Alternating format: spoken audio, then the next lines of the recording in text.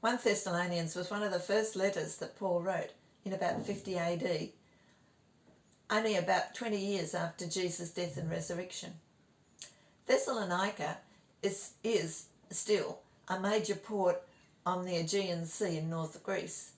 Paul went there on his second missionary journey and spent a mere 3 weeks in that city.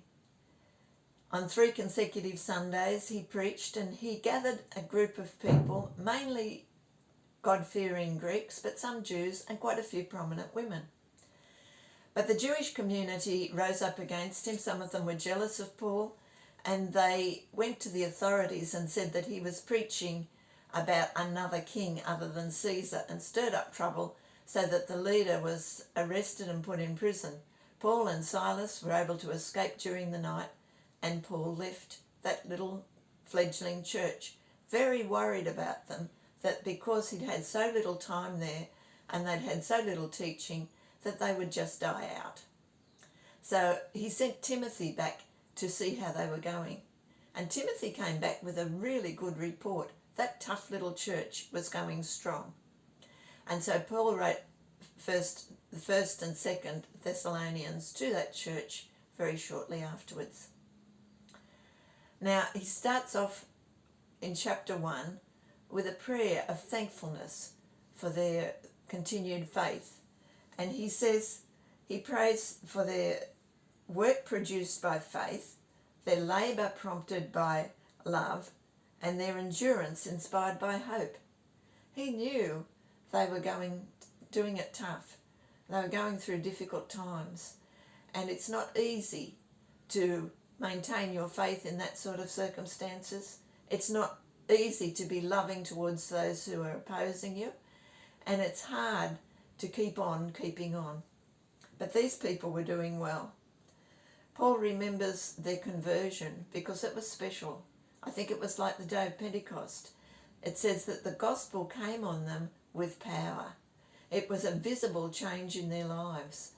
And they imitated Paul and followed his way of life from the beginning. And they knew the same suffering that he had gone through and that Jesus had gone through, and gone through with joy. It says that Jesus, for the joy set before him, endured the cross.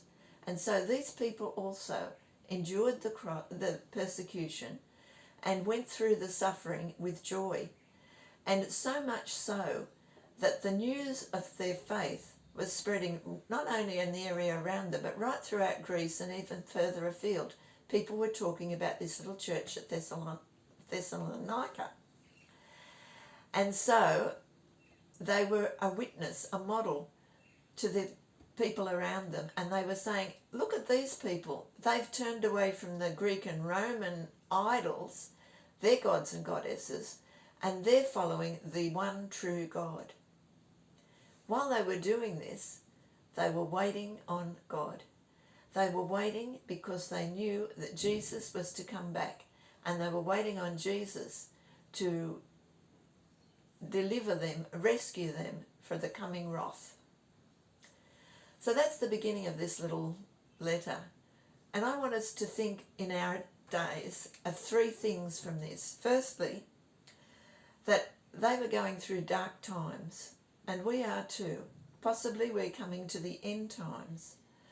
And in this situation, we need to recognise that we have an enemy, and we need to work at maintaining our faith. It takes more effort, but it's necessary.